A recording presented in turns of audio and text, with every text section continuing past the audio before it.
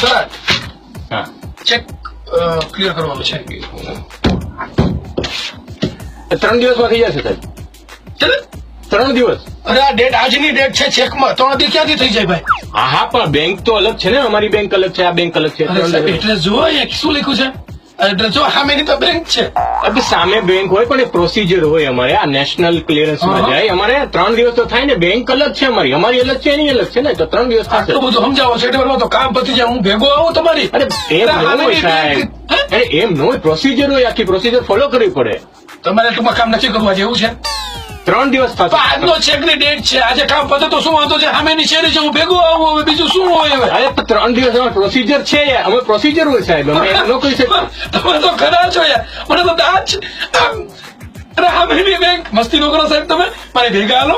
અરે તમને સમજાવું છું સાહેબ, પ્રોસીજર હોય. આ 3 દિવસમાં તમને કમ્પ્લીટ નથી કરવું તમારે, નથી કરવું કામ તમારે, તો હું જઈ આવું બેંકમાં તમારા વતી. તમારું નામ આપો. એક મિનિટ વિચાર કરો, તમે બહાર જતા હો. હજી કામ નથી ભાઈ, તું ત્યાં જ અરે વિચાર તો કરો, તમે બહાર જતા હો, જાઓ કે નહીં બહાર? જાવ. રસ્તામાં તમને એટેક આવી જાય. અરે ભાઈ સારું બોલ, તારે નો કરવું તો ના પાડી દે ને કે હું જઈ આવું. વિચાર કરો ખાલી, હું કઉ છું તમને, વિચાર કરો, એટેક આવી જાય હા અને તમે ઓન ધ સ્પોટ ગુજરી જાઓ.